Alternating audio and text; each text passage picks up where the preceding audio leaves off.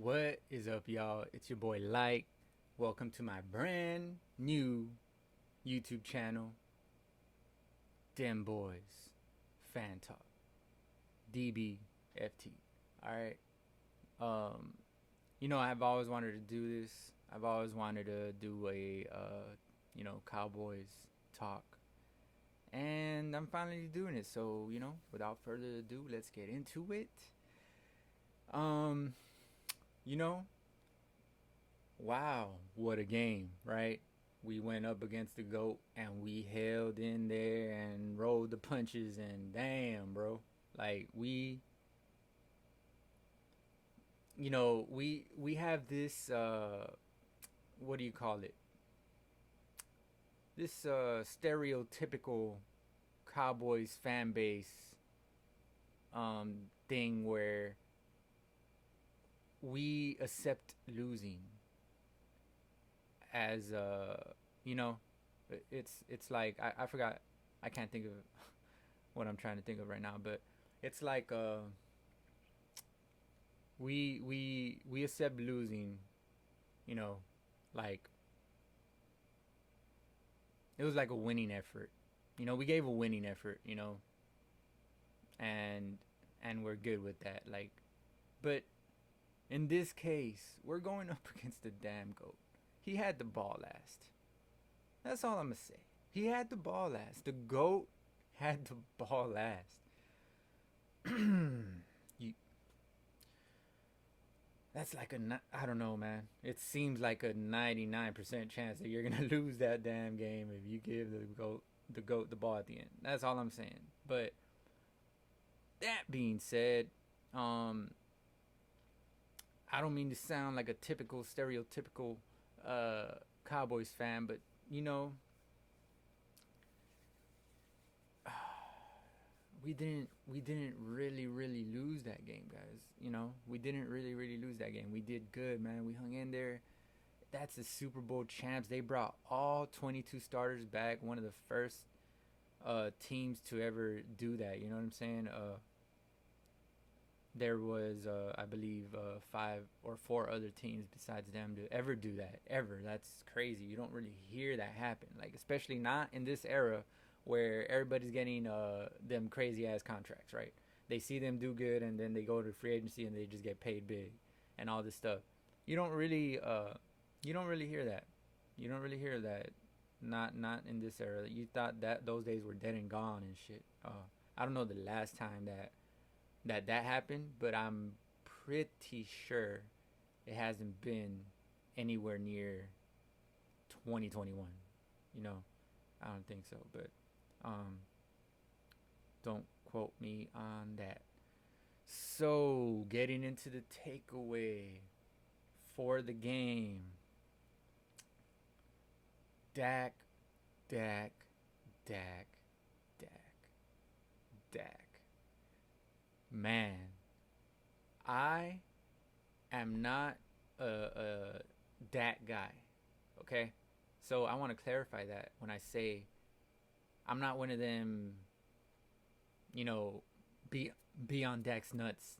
No, I hold him accountable for a lot of things, and I hold him accountable for not having us be at the top of the line, top three offenses, because that's easily where we could have been. Um, I think he did that his first year. Our offense was one of the most efficient offenses. But as far as throwing, there's just so much left on the field to me when it comes to Dak, bro. Because he's so conservative. That's part of the reason why he doesn't mess up a lot, right? But I've always held him accountable for that, man. Like, so it's not so much him messing up. It's more like him not being enough, you know, to let our offense just fucking 1,000 yard receivers every year. You know what I'm saying? By all 3,000 yard receivers every year and stuff like that. You know what I'm saying? We kind of came a little bit close last year to having two. But we all them three gotta. He's gotta be on his Drew Brees, fucking shit. You know what I'm saying? Peyton Manning. like throwing for all them damn yards. Tom Brady when he had Randy Moss type shit. As far as throwing for yards, but you know, um, that's what I'm saying. I've never been so much a Dak guy, but this year, including his rookie year, which I even initially I felt that Romo should just get his spot back, and we should finish off the year and finish off Tony Romo as a starter. But that didn't happen. And looking back now, we should have done it. It's clear. We should have done it. Dak took us to the playoffs that year, but that was the most talented team we had in years. We had finally a healthy Sean Lee. We had a solid defense. We had Byron Jones. You know what I'm saying? So that, you know, that was a missed opportunity. I feel we could have done some stuff right that year, but that's a missed opportunity in my eyes. What do y'all think? Leave it in the comments. All right, but go ahead and argue with me. I don't care. I don't care what you say in the comments. Just comment. Doesn't matter what you say. But yeah, guys, I'm here to stay. Go ahead, like, comment, subscribe, man, if you haven't already. And I mean, a lot of people say ring the notification bell if you want to be notified. You know what I'm saying? Because I'm gonna be here after every game. Might as well get notified from it. You know what I'm saying? I mean, you're gonna watch it anyways, right? After every game. If you're a true Cowboys fan, I'm pretty sure you're gonna come back to DBFT, right? So, yeah. That being said, haven't been to that guy once again. Haven't been to that guy, but this game he was just different, man. Let me just say that. Considering that he didn't play a whole off season again in game, he hasn't played a game since early 2020. This and that, right? Crazy. He did crazy. The first real only throw of the game that I saw him really miss was in the first drive. That I saw him just like completely when he skipped that ball to CD Lamb. That's the only real miss that I saw, and believe me, I seen Dak miss some stuff. I don't know if y'all have noticed, but just on pure like reading the play down and stuff like that, and he's missed some stuff, bro. That's all I'm saying.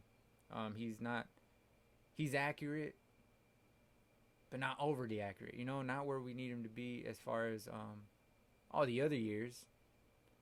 Now I'm saying, man, he is showing something else. I am saying it. Someone that hasn't been on Dak like that. I'm saying it. First half numbers, 23 out of 32, 224 yards, and 2 TDs. Then you had Zeke with 4 carries for 12 yards. This is the first half stats. You had Pollard with one rush for no yards.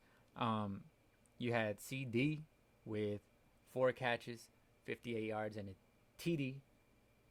And Amari with 5 receptions for 55 yards and 1 TD. And then you had Gallup with 4 for 36. No TDs. And a big thing, 9 points off of takeaways in the first half, guys. Like, that was big. So, transitioning, we'll probably talk more about that towards the end, but all I'm saying is he is ready this year, bro. He's ready. Hopefully he stays healthy.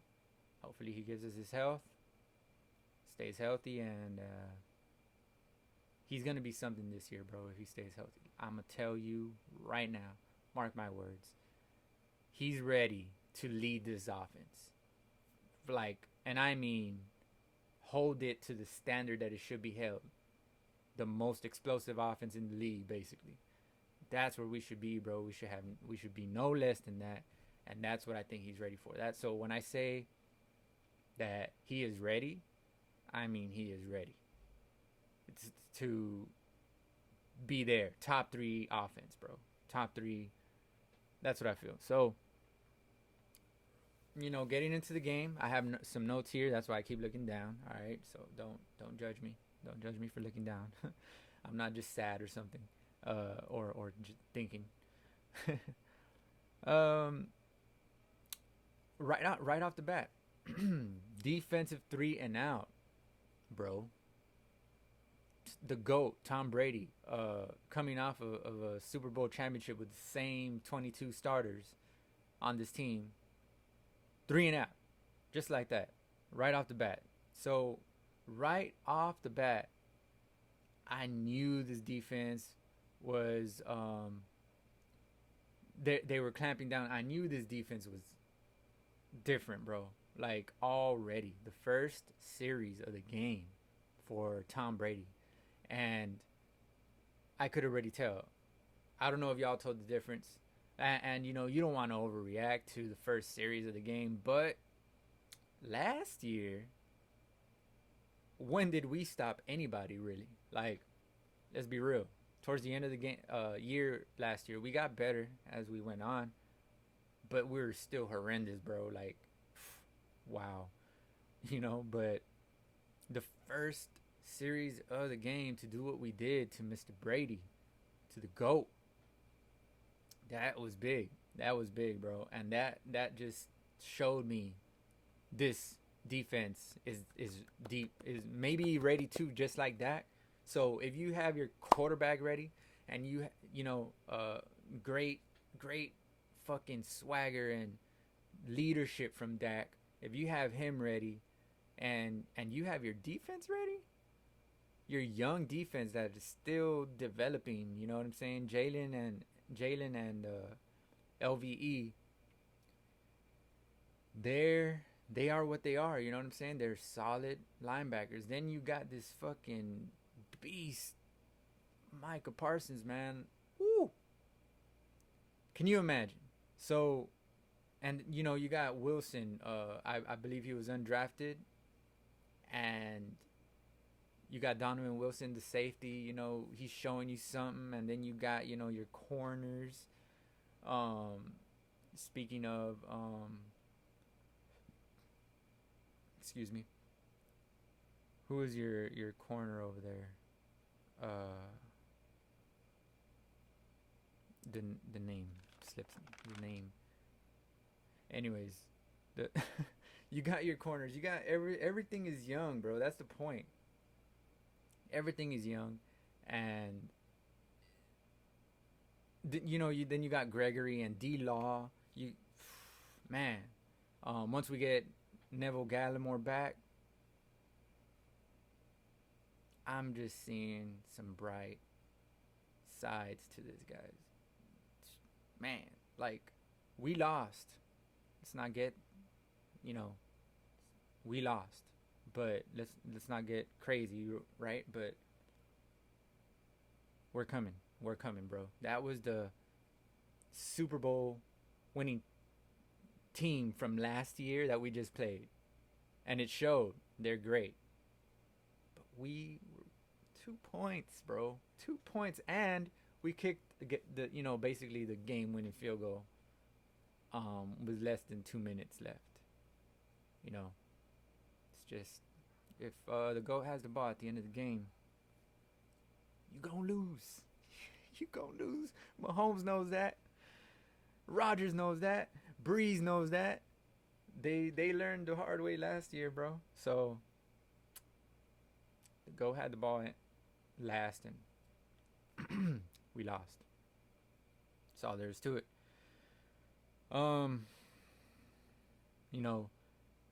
First drive of the game was really first series was really the only time I saw Dak throw a bad pass. So that was that. Rest of the game, Dak was amazing. Just Dak was amazing, bro. You get to the defense. On that first scoring drive for Tom Brady, to Chris Godwin. Micah Parsons, he could have covered the middle a little better, but he did get sucked into the play action, right? and he came up a little bit, and then the back is open. That's typical. That's a typical goal line play. Romo used to do that shit all the time, to mostly to Jason Witten or whatever. Receiver was going down the middle after a play action. You just get you're a linebacker. That's your responsibility, and you just get sucked in, and next thing you know, they're throwing over your head, and you're out of position. And of course, the corner had solid coverage on that play. Solid, not solid enough, right? Good defense, better offense, I guess, on that play. But yeah, I saw that Parsons could have been more towards the center, more centered, more back. He was out of position, of course, but comes with the play action. You have a tough running game with Fournette, and Ronald Jones. So you can't take that lightly, I guess. So Parsons got fooled, and we got fooled for a touchdown. Excuse me. So that was that on that one, and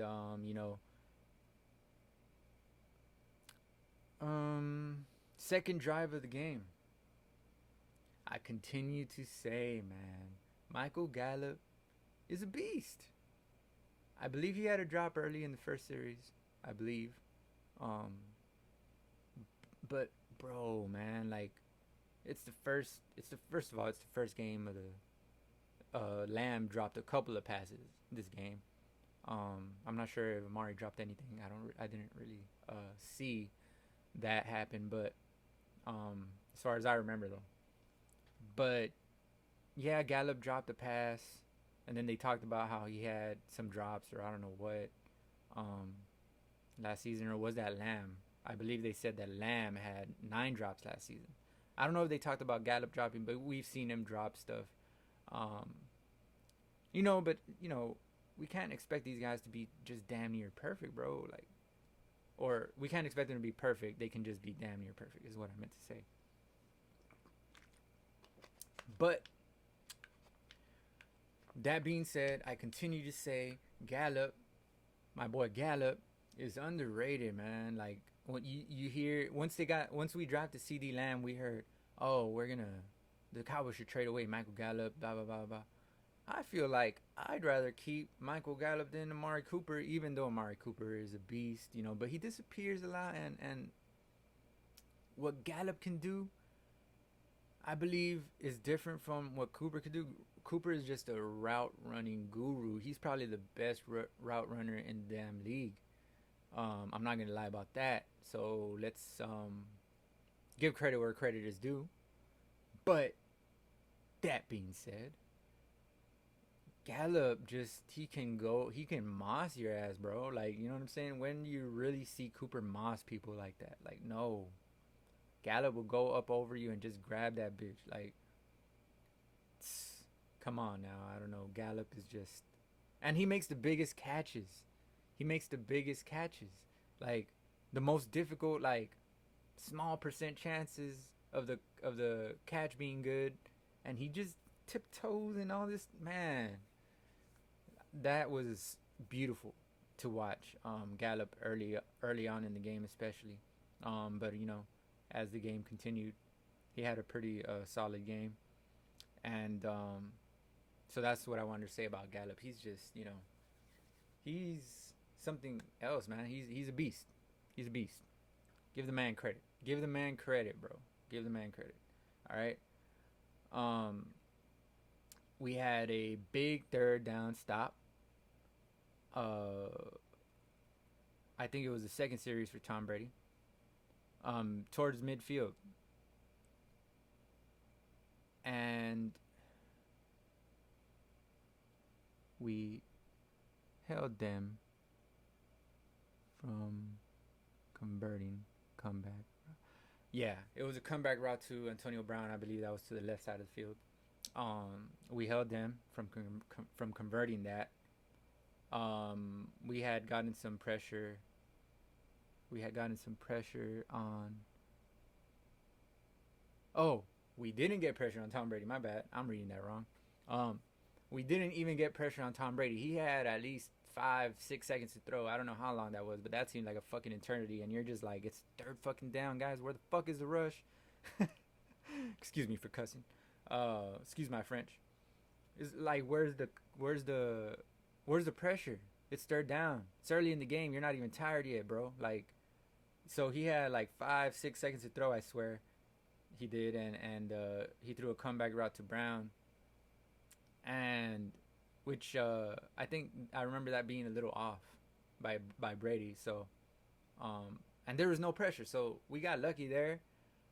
But the point is the coverage, man. Excellent coverage. If you give Tom Brady 5 or 6 seconds to throw the fucking ball, I need to stop cussing, but that's a lose-lose situation. But we just won on that play, and that was big because they kicked the ball, they punted the ball to us or whatever. So then we get the ball right, and we miss an easy 31-yard field goal. Shout out to Greg the Leg, and all those nicknames that he has for himself or whoever gave him those nicknames. But we sure didn't. We sure didn't. You need to earn your nicknames here. You haven't earned any damn nicknames, Greg. All right, you need to make your damn 31-yard baby kicks. Like, those are baby kicks for y'all field goal kickers in the NFL. Like, y'all can make that in your sleep. You know that. So that's an extra point basically from the 30-yard line, right? So y'all, you need to make that, man. Our field, they're from the 20-yard line, right? Whatever. The point is, you need to make that. That's a baby kick, bro. That's a baby kick. 40-yarder, 41-yarder. That should be makeable in your sleep. Come on. That ain't that difficult. It's ridiculous. That's all I'm going to say.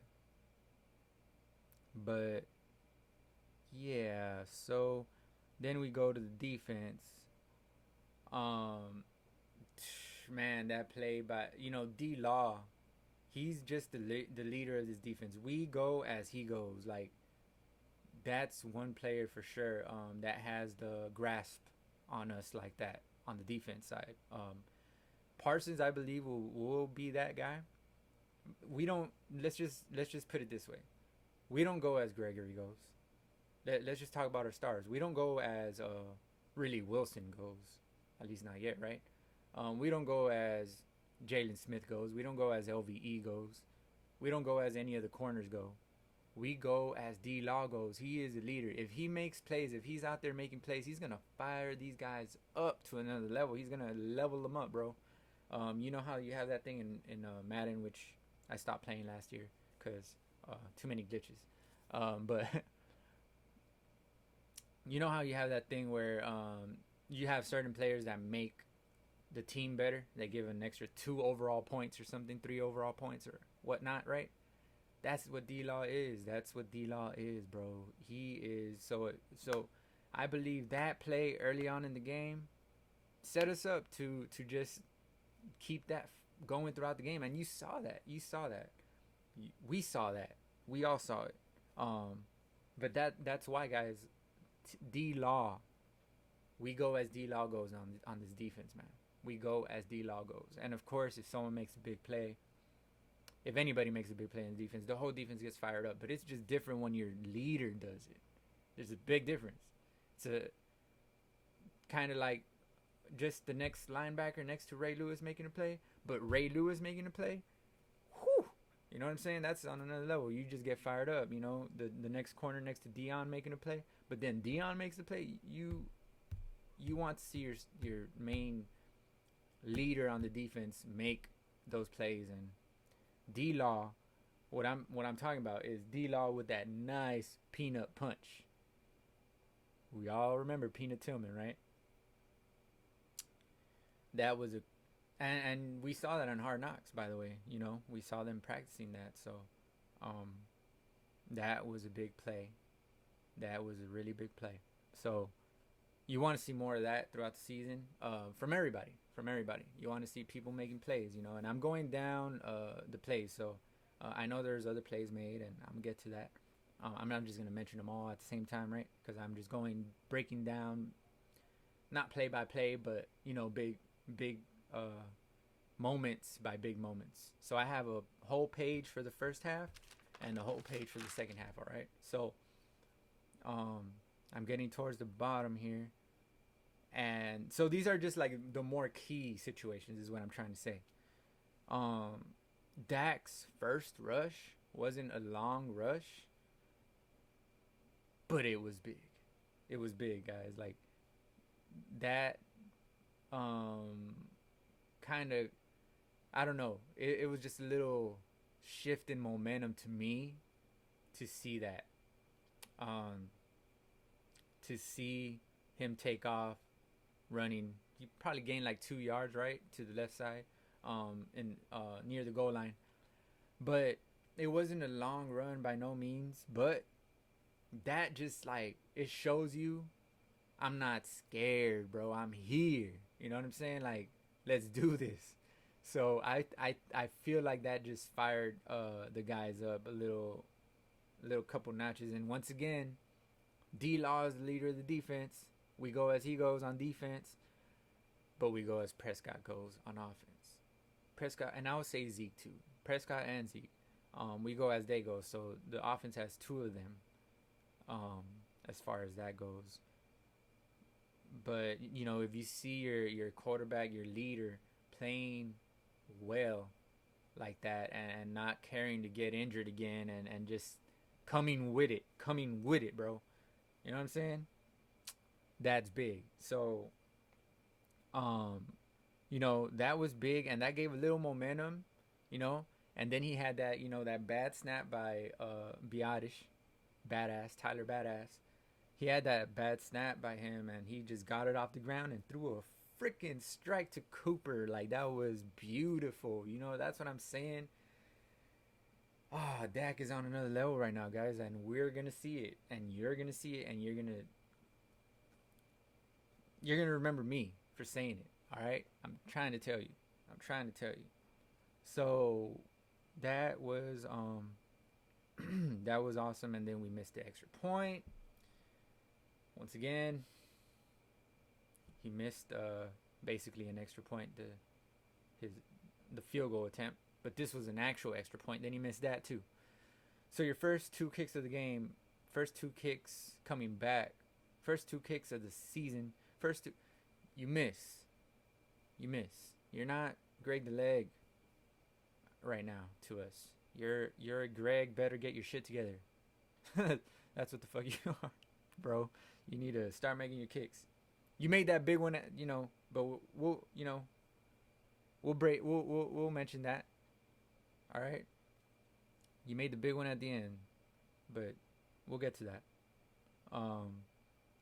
Then you had Brown gets beat deep by Brown on Brown crime for a TD strike. That was a beautiful throw, first of all, by the GOAT. Credit where credit is due, all right? That was a beautiful throw. What more can you really say about that? It's Brown. He does get beat a lot. Even though he's a solid corner, he does get beat a lot, and he has a lot of speed. But speed doesn't win matchups a lot of times. You can stay with someone, but doesn't mean you have it up here, and it doesn't mean that you have the techniques to stay with people. So get better, Anthony Brown. Get better, man. Number 30. All right. Here goes my computer again. That looks kind of dope though. When it gets dark. Yeah, Prescott gets us into field goal range inside the 30. Connor Williams holds. Then we kick long field goal from 50-yard line and miss. There goes the first 3 kicks of the year. And that's another thing, right? I haven't even mentioned that we lost by 2 points. How many kicks did this dude miss, man? If he makes 2 of those damn kicks, He missed his first 3. Picture this. That's 6, 7 points. That's a whole touchdown. Because the extra point, then you got 2 3-pointers. That's an extra touchdown. And what happens? We win the game if he makes those fucking kicks. Stop cussing. I'm sorry. Anyways. Yeah. Think about that. Think about that. Because when I talk about the ending of the game, I'm going to get to that. Okay? It's going to be a callback. So, yeah. Connor Williams shoots us in the foot, and then the kicker joins him in shooting us in the foot. It was pretty big for Connor Williams to get the hold in the first place, right? But when your kicker goes and misses the fucking stop cussing. When your kicker goes and misses the 50-yard field goal, I understand. 60-yard field goal. I forgot about that. We kicked that 60-yard field goal. I forgot that it was a 60-yarder. It was from the 50-yard line. So it, add 10 plus the touchdown is 10 yards. So, yeah. 60-yard field goal. That was online. I remember now. That was online to make it short. It was short. That would have been a high confidence booster. But apparently it still kind of boosted his confidence because he made the other kicks to end the game, right? Even though they were a little to the freaking left. But he still made them. So, didn't really hurt his confidence to miss that long. I guess it boosted his confidence, right? Because he saw it. Ooh, I hit if I only had a little bit more, So maybe it kind of boosted his confidence, that miss, from 60 yards. So maybe that worked in our favor, maybe. And you got the Hail Mary. Let me turn the page here. That was the end of the first half. You got the Hail Mary to end the first half by Tom Brady, and the Hail Mary attempt, of course. We intercepted it. Number 27, I believe. I forgot his name. Number 27, but number 27 had the ball at first. It kind of went off of him, rolled off of his hands, in and out of his chest, and then Jordan Lewis caught it. Now, Jordan Lewis catches the ball and makes a great catch. First of all, great catch. Great job to not lose his balance and get on his knee and someone touches him and then he's down, right? So he gave himself a shot. He gets out of the end zone, rocket, blasting. He has 2 guys blocking for him. And they're kind of a little convoy going for you.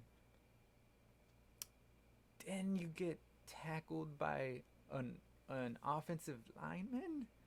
You're a corner, and you get tackled in the open field by an offensive lineman. I wouldn't say open field, it's the sideline, but you could have...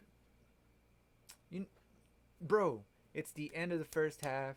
You don't have nothing to lose. If you make a move and they, let's just say they poke the ball, they peanut punch you, and the ball comes out, they recover it, that's the end of the half, basically. There's like 3 seconds left. So, you don't get caught by the... You don't get caught by the offensive lineman, bro. You need to take that to the house. That would have been huge. That could have won us the game, potentially. As in, at going forward and stuff. At the end of the first half, the score was 21-16. So let's just say you make that play. We're 23-21, and we're up. Assuming Greg makes the kick. But it would be 22-21 to 23-21. And the momentum we would have gotten off of that shit. Oh, man. Whew. Talk about a little missed opportunity right there. You know what I'm saying? You don't get caught by an offensive lineman in the open field when you're a corner. That's just... If that's Dion, we're talking about a whole different situation. Dion is doing the Dion dance into the end zone. Or doing the Dion high step and then doing the Dion dance in the end zone. That's all I'm saying. Prime time would have prime time that shit. Alright? But that's not prime time. That is Jordan Lewis. And not Michael Jordan. It's Jordan Lewis. So Uh, that was that.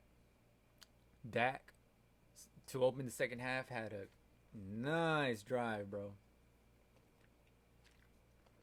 A nice little drive to open the second half.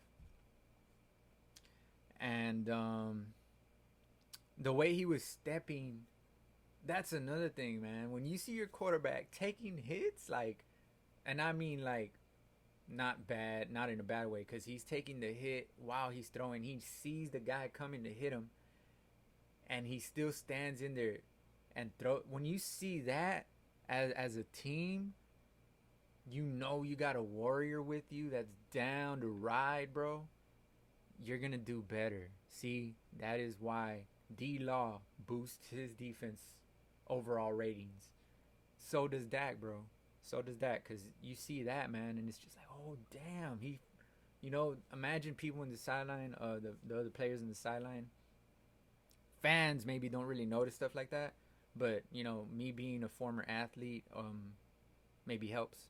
I was in football when I was younger and stuff like that, so um, yeah, you recognize stuff like that. You know what I'm saying? The typical fan doesn't, but definitely the players recognize that, man. He stayed in there to take the hit on at least 3 plays on the first drive of the second half, and during the first half as well. He did that. Like, he just did that all game, and it's fucking impressive. Especially coming off of injuries, like 2 injuries, and you love to see that. You don't love to see that, but you love to see it. You know what I'm saying? Like, you don't love that it's happening, but you love when, I don't know how to explain it, but you know what I mean. Like, that is some cojones. All right. So that's a little takeaway from the opening of the second half. Oh man, you got that play with Brady to Gronk. Great throw, even though it was so simple. But great read, more like it. Great read, bro. Great read. That is just chemistry, off the charts chemistry. That is just the type of chemistry you have with someone that you literally called up last year and said, "Hey, bro, you want to come join me on this team because I need a tight end. And I miss you. You want to go win a championship with me?" That's that kind of chemistry. To the trust that you had to even come back into after you retired, after you were an analyst. The trust that you had in Brady to go make you play another season when you didn't even want to play football anymore. The trust that you had to have in him was just up here, and he did it, and you did it, and now the second season back, this play happens, and you just see why he trusted Brady, and you see why Brady trusted him enough to hit him up in the first place. You just saw that on that play, man. I don't know if I'm exaggerating or not, but great play by Gronk. He slipped away. D Law was, kind of rushing, and kind of slips off of the block, and he sees that Donovan Wilson is coming in, our number 6 safety, our number 6, his number, but our starting safety. Donovan Wilson is coming in for the blitz. We go zero blitz, bro. We bring the house, and he comes in free. Donovan Wilson does to go get Brady, and he's gonna get him if Brady doesn't have that chemistry with Gronk and throw that little dump off kind of. Man, that was an amazing play. What can you say about that? We had it, but we didn't have it covered. Man. So D Law got beat on that, but you can't really blame him. He's going, it is what it is. He's a defensive end. Yeah, he's fast, and yeah, he's athletic, but that's Gronk and that's Brady. That's Gronk and that's Brady. All right. That's Gronk and that's the GOAT.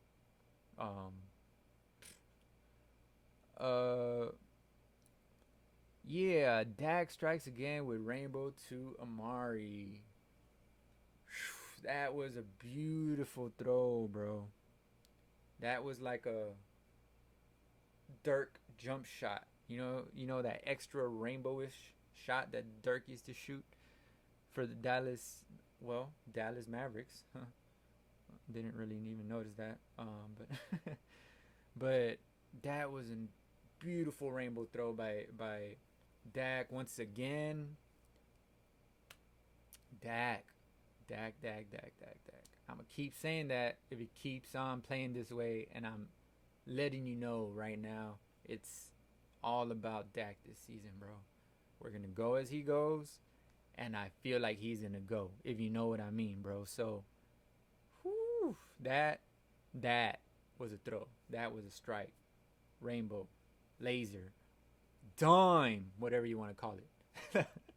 That's what the hell that was, man. That was amazing. That was a nice little, and great catch by Cooper. It seemed like he kind of pulled up on that a little bit towards the end. I don't know what happened, but he looked a little. He looked like he was wincing after that play, but thankfully he stayed in the game and still made some more plays. Right.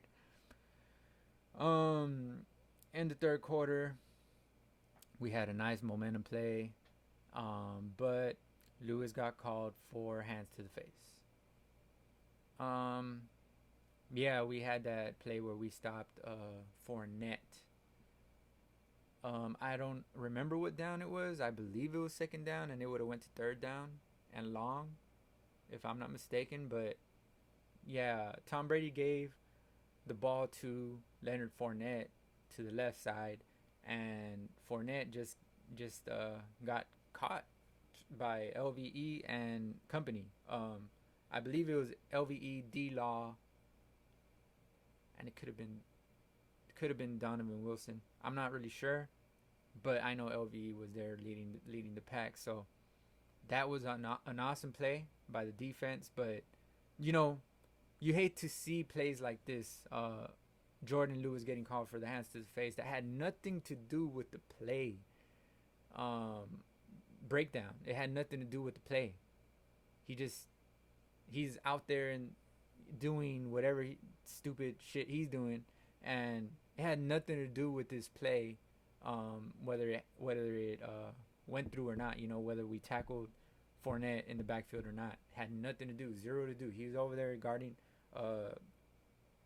Lewis is over there guarding a receiver that has nothing to do with. You know what I'm saying? So that sucks.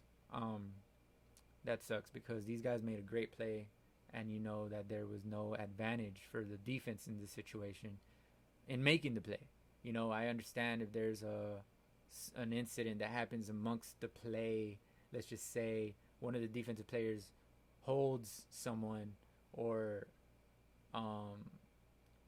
grabs the face mask of the guy they're pulling down, of the guy they're tackling, something like that.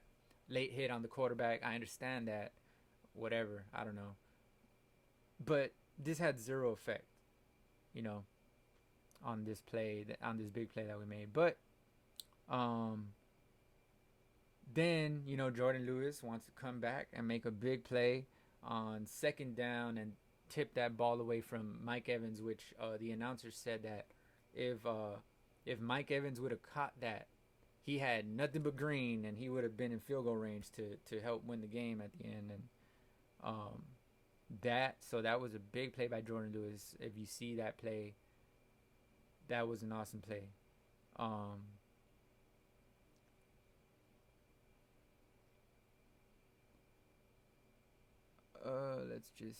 Let's see here. So Jordan Lewis with big play. Oh, yeah, no, I was confusing that one.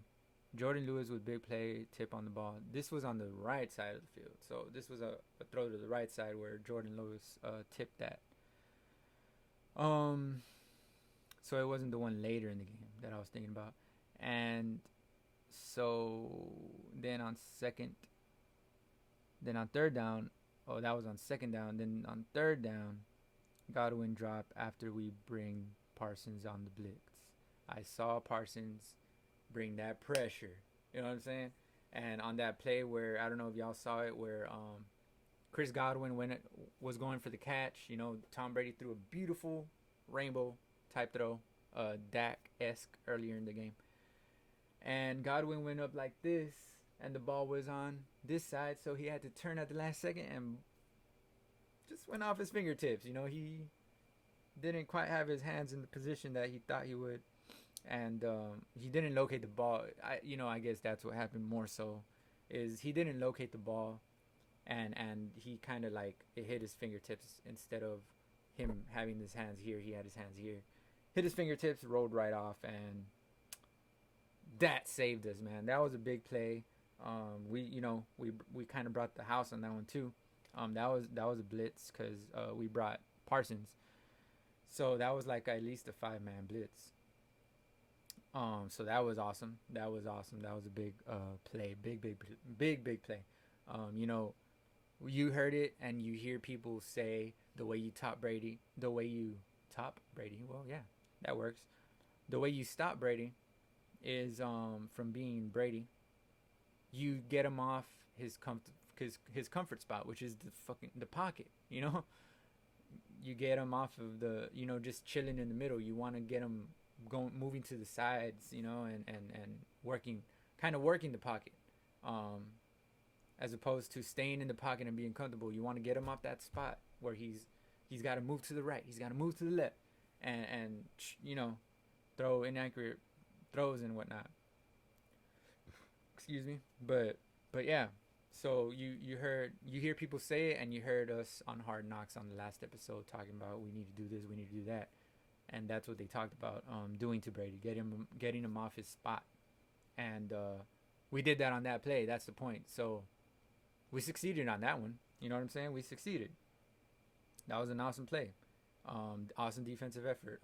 Even though we got beat deep technically, we still stopped them because of the pressure. We got Brady off of his comfort spot. And I believe, I don't think he threw off balance or anything. He stood in the pocket. But what I'm saying is he knew the time was ticking to get rid of the ball. You know what I'm saying? So he had to throw that shit because now we're coming. So we made him feel a lack of comfort, right? So that's what that play meant. So that was a big play. We got the ball back. Then we had bad field position, and we went on a 3-and-out. What more can you say there? It's just bad field position. We're inside the 10-yard line, inside the 5, whatever it was. That was bad field position. That sucks when you're especially when you're late in the game and that happens. That sucks. You want to see your offense at least have a chance from the 20 or 15, or further down the field, but nope, we got it within the 10-yard line, and that was what it was. We went on a 3-and-out. Your play calls are limited when you're in that position. You don't want your quarterback standing in the pocket and stuff like that, and you want to throw it to get out of there, to make sure that you get out of there. So it kind of only leaves you in a little throwing capacity of short throws, kind of. You want to kind of dump it off because you don't want to even get sacked and whatnot. So it just ruins your whole play calling when you're in bad field position inside your own 10. So that was that.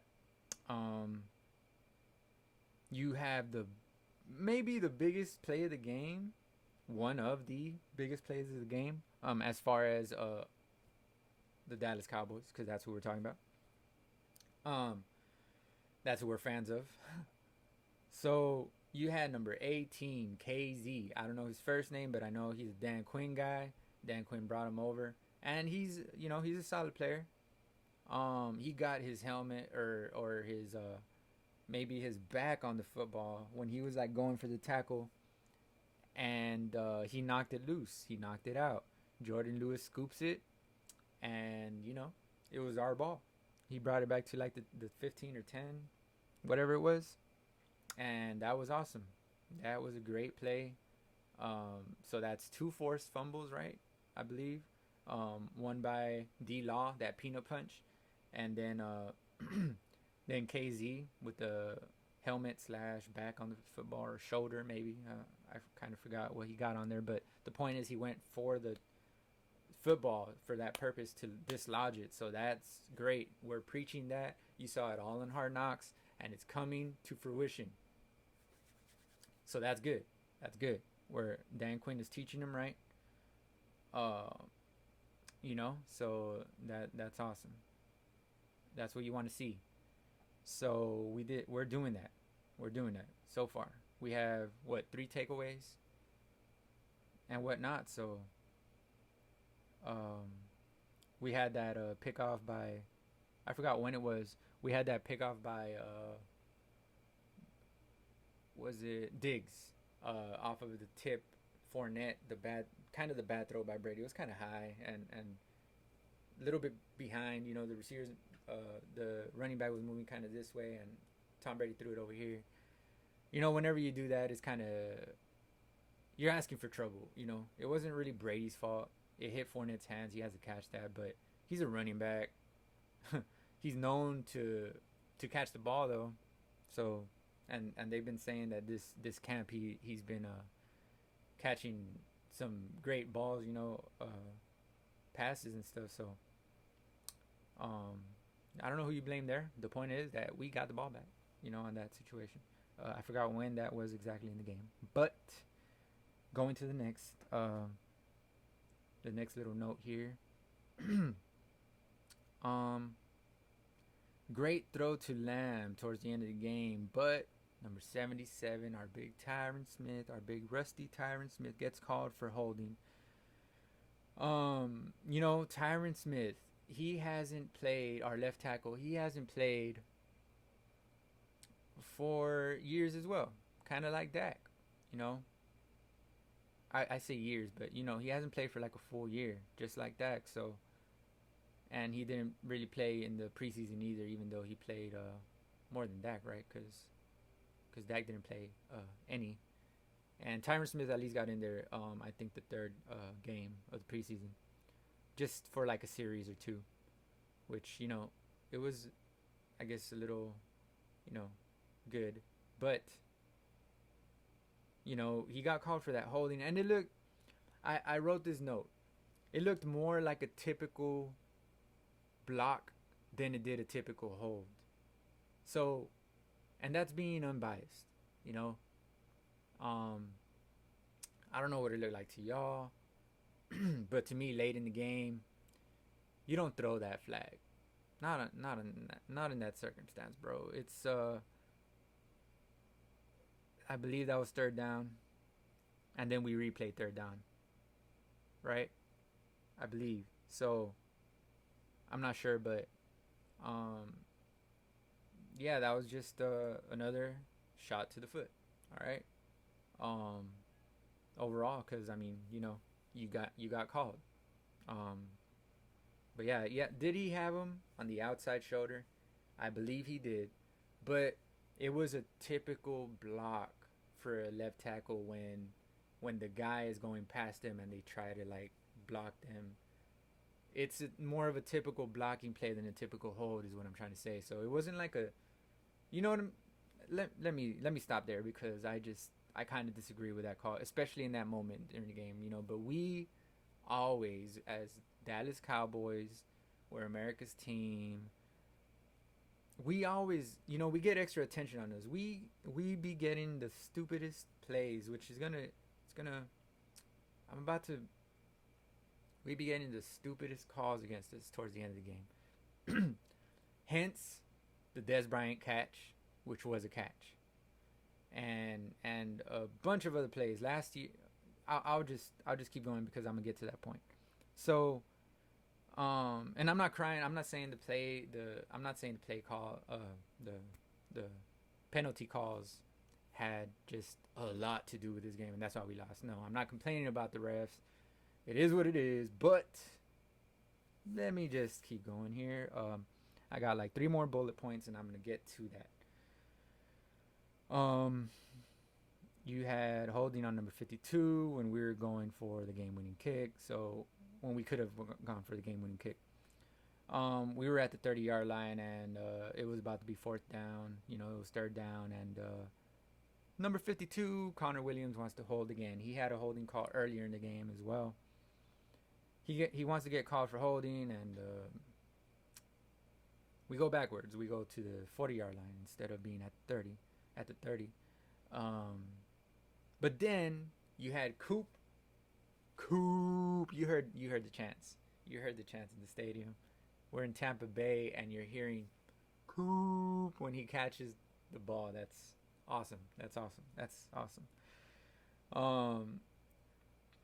That, you know, we're Cowboys. We're America's team, man. We're everywhere. You know what I'm saying? You can't. We're like, you know, even Stephen A. Smith has said, we're like cockroaches. We're like cockroaches. We're everywhere. Like, we don't die. Like, we're everywhere, man.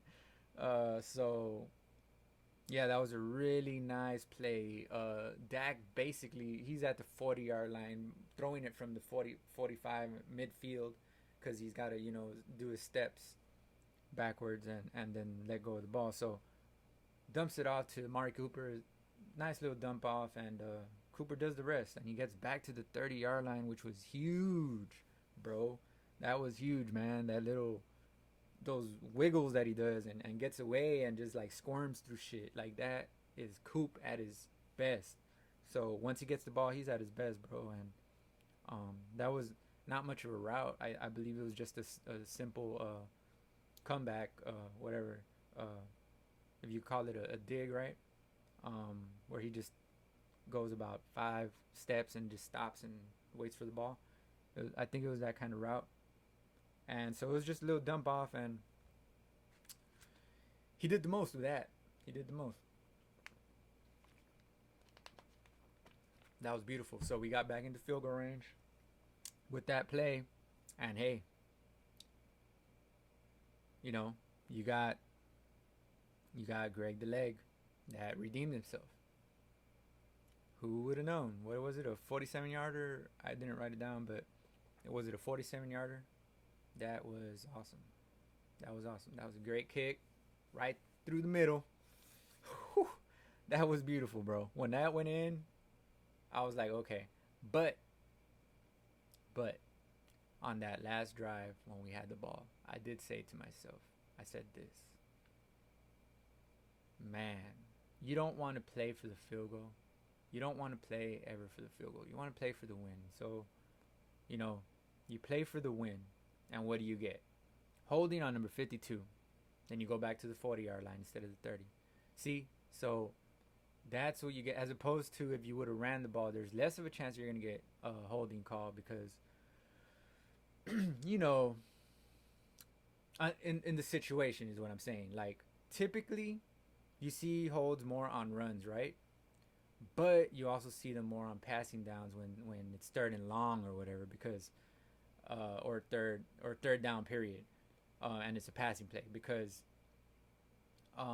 you have the rushers. You know what I'm saying? That's when they're using their rush moves and all this movement, and you just hold, right? You just want to hold in that situation. It's so that's when usually you set yourself up for holds, is when you go for it on third and long and whatnot, because you know this is do or die, and somehow well, the defense puts their best moves to the table, right? They bring their best moves to the table, and you know, that's when you get called for holding and stuff, when they move more and they're wiggling and you gotta hold them basically. So that happened to Connor Williams, and you know, so it's a gamble. You know, if we would have ran in that situation, the odds of us getting a holding call in that situation as opposed to a passing play on third down, I'm feeling more confident about the run as far as not getting a holding. I'm not feeling more confident on the run as far as winning the game, but as far as getting a touchdown, but as far as not getting called for a penalty, yeah, a better situation there is to run the ball. But to win the game, I respect the call. I'm not saying they should have ran in that situation. I'm just saying the circumstances, I believe there's less of a chance you get a holding call if you go for the run. Simple as that.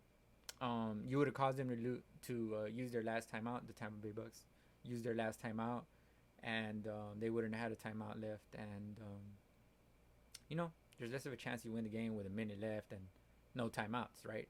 As opposed to that timeout that they gave at the end to not uh, to not run the ball, to not run the clock. I mean, even more. So they gave a timeout up at the end for that reason. So they had that timeout in their back pocket, is what I'm trying to say. Um, but you know, we went for the win. We were aggressive. I respect that. So I have no complaints about that. We took the gamble to go win the game, and it almost didn't work out. But we Coop redeemed us, you know, or you know, Dak did a little dump off, but Coop got the rest, and that redeemed us. And then, you know, speaking of redeeming, great segue, Greg the Leg in this situation. I'll give him his nickname back. Greg the Leg in this situation. He kicked an awesome kick right down the middle. So that was awesome to see. Then you go into the last drive. The last drive. It is an hour in, guys. I'm about to wrap this up maybe in the next 5 to 10 minutes. But, so, you know, towards the end of the game, last drive, Brady has the ball, gets the ball back. You know what's about to go down. You already know. It's the comeback king and whatnot, and the GOAT. So, those two things mix in his favor, mostly. Diggs saves the game potentially on that throw that Brady did to the left side to Evans, and Diggs was underneath Mike Evans. So if Mike Evans catches that, he is off to the races and or gets into field goal range. There's the commentator said that he had a lot of green ahead of him if Diggs did not tip that ball, and he barely tipped it, but it was enough for to disrupt the pass, man. And I think it still ended up hitting Evans' hands, but not before the tip. So that was a crazy play by Diggs right there, and that showed his athleticism and everything. That was awesome. He laid it out on the line. He did. He you could say he risked his body, right? And he literally dove and landed on the ground hard, like. So that was awesome to see, bro. Guys giving it their all again, bro. You know. And on that same play, D-Law came with the pressure. Know what I'm saying? Once again, Brady, I believe D-Law tipped that as well. So that was awesome. He kind of barely grazed the football as I believe that's what I saw as Tom Brady was releasing the ball. So because he came from this side, he came from, you know, Tom Brady's throwing side, and he barely tipped that, and it led to Diggs potentially intercepting it, but his eventual little tip on the ball as well, and that disrupted the play enough to not have Mike Evans catch the ball and go off to the races and or get into field goal range. So that was a big play by Diggs, big pressure by Law in the clutch, you know. But then you have the play that this is the last the last note that I have, and this is what I was talking about when I'm talking about that we're the Dallas Cowboys. We're America's team. We have a target on our back for late game bullshit to be called on us. To be honest, let's just be honest. Let's just be honest all the way, man. If we weren't the Dallas Cowboys, let's just say we were the New York Giants, and that Dez play happens to them, their receiver catches the ball and proceeds to lose the ball after having control, and you never see the ball actually hit the ground, you can assume, go ahead, zoom it in, Go and watch that replay that Dez had against Green Bay all them years back, against Lambeau, against Lambeau, in Lambeau Field. Like go and watch that play, bro. Tell me you can bet on your life that that ball hit the ground. Tell me. You can't. You never clearly see it touch the ground. That's one. Another thing is that, you know, he already had control of it. So even if it did touch the ground, he already had control of the ball and made a football move. He took 3 steps. That is considered a football move. Therefore, it rules out the ball hit the ground thing because he already had control. He made a football move. See, that's what a lot of people don't know. A lot of people miss. That should have been a catch even under those rules is what I'm trying to say. So they changed the rules after that.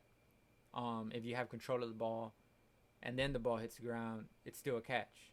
So now they changed it. But in this case, it wasn't only control of the ball and then the ball hit the ground, but it was control of the ball and he made a football move. A football move is considered more than 2 steps or 2 steps. And he made that because he had like 3.5 steps.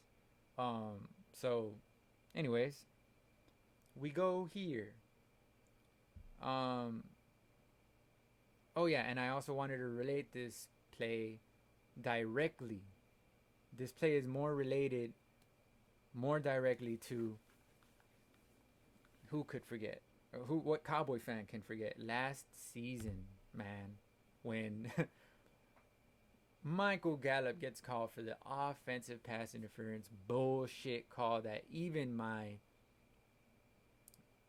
biased Cowboy hater friend saw that play. I showed it to him. I showed him the replay because he doesn't really watch the games, and I'm like, bro, what do you think about? He's a football fan, you know, but he doesn't really watch the Cowboy games. He's not a Cowboy fan, so but he's a Cowboys hater for sure, and not a big hater, but he's, you know, along that conversation of Cowboys haters.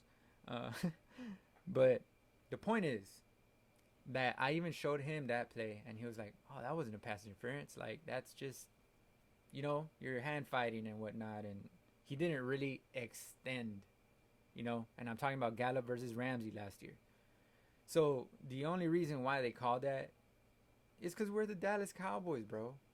Extra attention is on us. I don't know if they want more people talking about it because, like, they know that if they piss us off, we're gonna go and talk, and it's gonna be better for the game or something. I don't know what it is, but they just never give, like, those calls never go in our favor, bro. When was the last time a call like that went in our favor? Against the Lions, back in that playoff game when we could have gotten pass interference called on us, but they picked up the flag and whatnot. That whole thing on the linebacker Hitchens, when Hitchens was on coverage on the I believe it was the tight end for the Detroit Lions, and you know, Stafford threw that ball, and you know, at first they called Hitchens for the pass interference, but then they picked up the flag. That's what I'm saying. Like, that was like the last and never time that we got a call in our favor at the end of the game, bro. Think about it. It's not a conspiracy. It's facts. All right. So, you know, that's the last time I can remember getting a call at the end of the game in our favor.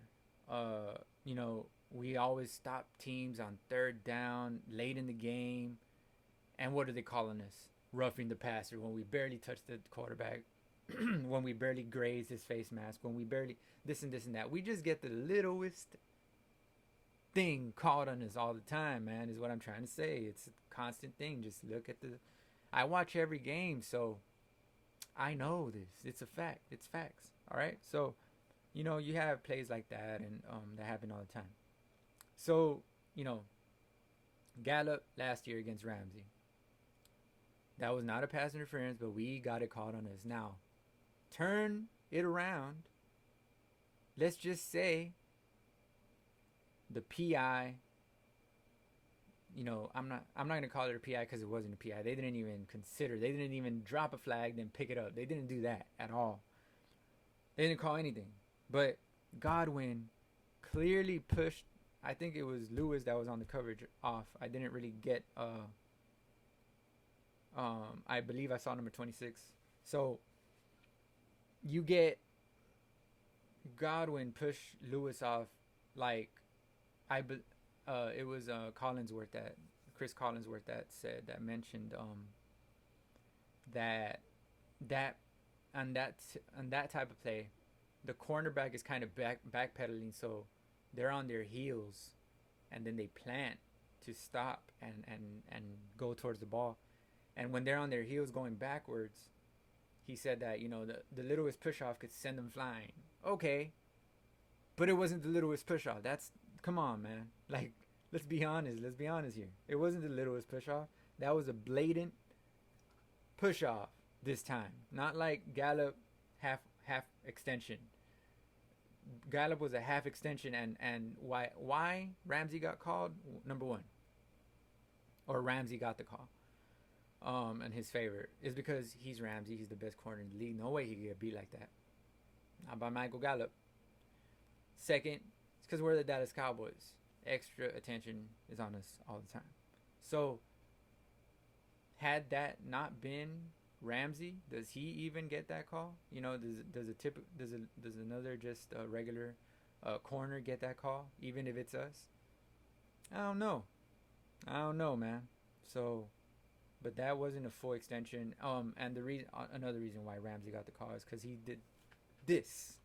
All right, he did this, and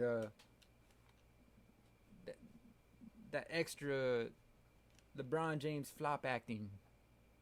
All right, he did that. He did all that Hollywood acting. So that's why Ramsey had gotten the call. But so maybe Lewis should have done that. Maybe Lewis should have done one of these, right? A wave. Maybe he should have done the wave while he's getting interfered with. Maybe we would have gotten the call. Never know. But the point is, Brady to Godwin. Was it an amazing back shoulder throw? Chemistry?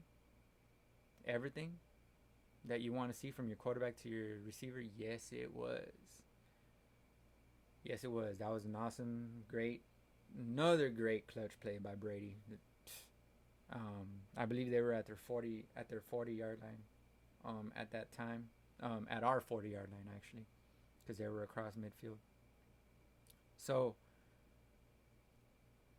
yeah, he throws it down to the 20 or whatever it was, and completes the back shoulder play to Godwin after Godwin blatantly interfered with the play. So that should have been a offensive pass interference. Once again, I'm not focusing in on the penalties because I haven't really. This is an hour 15 minutes, an hour 13 minutes right now, and I haven't really talked about penalties to that extent. So I'm not focusing on the penalties being the major contributor to us losing. So I'm not doing all that. But that was a penalty. Okay, that was a penalty. That wasn't called. So even the unbiased what is that guy?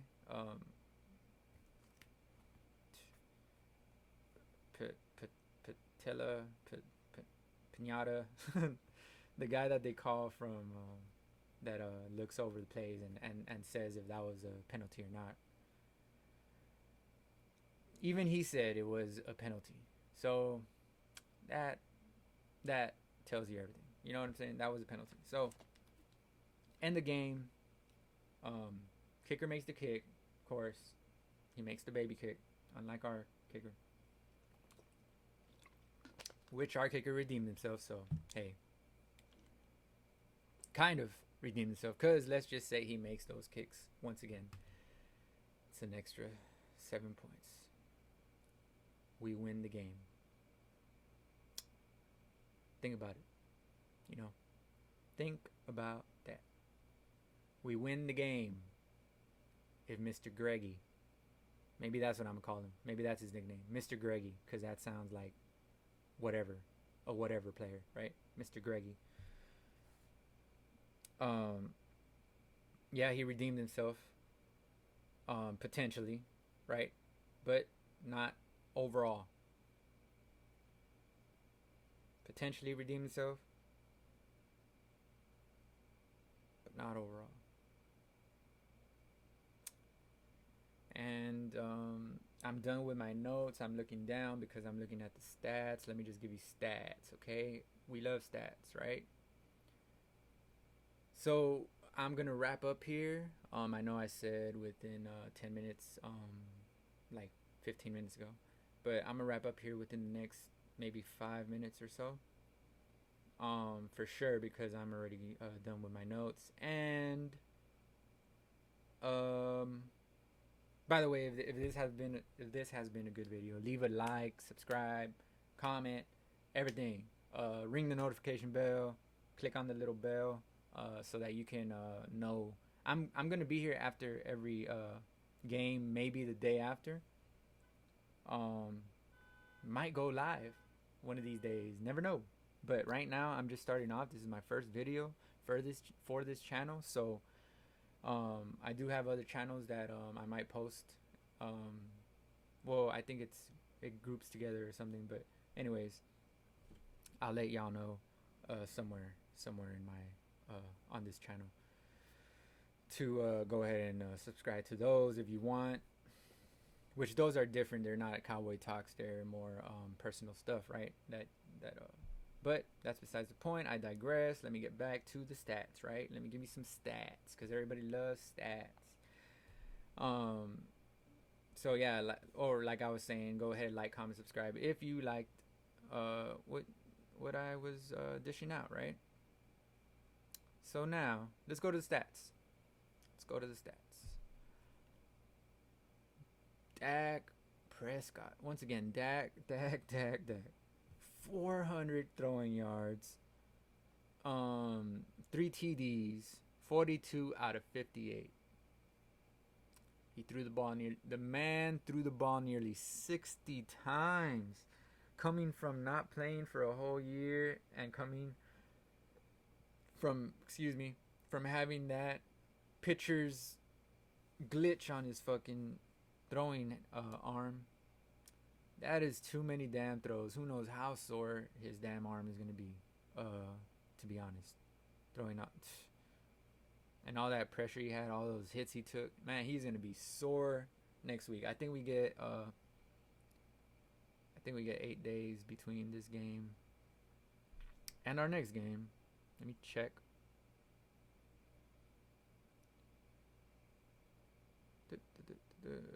So we get 9 days. We play again Sunday, September 19th at 3:25 p.m. according to this right here that I am seeing. So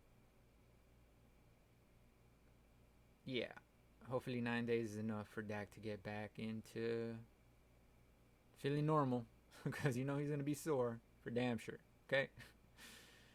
So hopefully he doesn't have a rough second game of the season, and hopefully he just continues this good, damn near perfect play. Like, that was amazing to watch, man. That was really heart and determination from Dak. He studied. He studied because he didn't make any big, crazy. The only bad play was the only 2 bad plays that he had, really. Or 3, because I remember when he rolled out to the left and he got caught from behind instead of throwing the ball away. He should have thrown that ball away. That was one play. Earlier, the first series of the game, he had that bad throw to CD Lamb when he skipped the ball to him towards the left side when he threw to the left side. Then he had the pick. Okay, the pick wasn't technically his fault, but once again, like I said with Brady, when he threw it behind Fournette, when you throw the ball into traffic, you set yourself up for failure. You set yourself up for failure when you throw. The ball only has to be a little bit off, which that one I wouldn't say was off necessarily, but it was like about here. It did go through CD's hands and CD Lamb's hands and went into the defender's hands. But that's besides the point. That was really the only 3 bad plays that I saw Dak really make, and so that's good. That's what I'm saying. This is his year, okay? It's been 5 minutes since I said I was gonna wrap it up. Here we go. I'm wrapping it up. You had Zeke, 11 carries for 33 yards, right? 11 carries for 33 yards compared to his first half numbers of 4 carries for 12 yards. So 3 yards average rushing attempt for Zeke. Not great. 3 carries for Tony Pollard for 14 yards, 4.7 average. Not bad. 4 carries for Dak officially for 13 yards, 3.2 a carry. That was the rushing stats. Let me get into the Amari Cooper. He looked great. Route running guru. I think I said that earlier. He is that. Probably the best route runner in the league. I think I said that earlier. So 13 receptions for 139 yards, 10.7 average completion. 2 touchdowns, 2 TDs. CD had 100 yards as well. You love to see more than one receiver with 100 yards. In this game, we did it. 7 receptions for 104 yards, 14.9 average a catch. And 1 touchdown. Then you have Schultz with 6. You know, you like to see Schultz, and you like to see Blake Jarwin getting in there, you know, with some plays of their own because, you know, winning. We miss you, man. You know what I'm saying? All that greatness you brought to us. So it's good to see tight ends get in the mix here. Dalton Schultz, 6 receptions for 45 yards, 7.5 a catch. You have Blake Jarwin, 3 receptions for 20 yards, 6.7 a catch. Let's go back to the receivers. Michael Gallup, 4 receptions for 36 yards, 9 per catch, 9 yards per catch. Tony Pollard had a little 4 nice. He had a couple nice plays, a couple nice little wiggles, and I call them wiggles because they just like squirm through and they have, you know, they get more than what they should have. Pollard did that a couple times for sure. So he had 4 receptions for 29 yards, 7.2 a grab. Cedric Wilson got in there with 3 catches for 24 yards, 8 average. And Zeke had 2 receptions for 6 yards, 3 yards a catch, average, just like his running, 3 yards per run. That is putrid, right? That's yep. Nasty. That is what I'm gonna call it. Nasty. That's nasty, bro. And nasty can be good, and nasty can be bad. In this case, it's bad. Okay, you cannot give those numbers to us. We do not like that. We are Cowboys fans. We want to see you have at least 5 yards of carry, bro. Like, I understand that's Tampa Bay. That's the best. You know, they brought the same 22 starters as last year. So that means that it's the same defense and the same tough defense as last year. So they were, I think, number 1 against the run, if I'm not mistaken. Whatever they were, but they were really good against the run. One of the top run defending teams. So, yeah, most likely you're going to get stomped. But 3 yards of carry. 33 total rushing yards. Did I say that? Did that come out of my mouth? Did I read that? 33 total rushing yards by Zeke. That's oof. Anyways. Takeaways from the game, I opened up with that, so you just to do a little callback here. Dak. This year, watch out for Dak, okay? He's coming, man, into his own. Our defense is back. Remember that defense we used to have when we had like maybe we don't have enough pressure like that, but you know when we had D Ware, we had Anthony Spencer, we had Sean Lee, we had you know what I'm saying? Those were great days, you know. You if you want to go back to Brady James, like you know, yeah, Roy Williams, Terrence Newman, but when we had those top five defenses, man, that felt so great, right? We're getting there, guys. I think we might have something in our bag this year as far as defense and as far as offense as well. We're gonna have definitely takeaways. I think we're gonna be because we already have what 3 takeaways on defense, so that is out to a good start, and that's what we have been preaching on Hard Knocks and everything. So you're seeing that come to fruition, and that's good, man. That's great. That you'd like to see the coaching translate into the field, onto the field. So that's great. That's great. Sorry I looked down so much this video. You know what I'm saying? That's where I have my notes. Once again, my notes are done, but now I'm just in the habit this video of looking down to the notes. But I'm done with the notes. I'm done with this video. Let me know in the comments if you liked it, what I'm doing wrong, if I'm doing anything wrong, anything that bothers you, anything that I can do to make this channel better for you. Go ahead and leave it in the comments.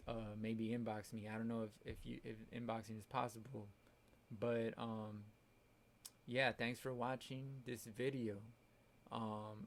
Like, comment, subscribe, ring the notification bell.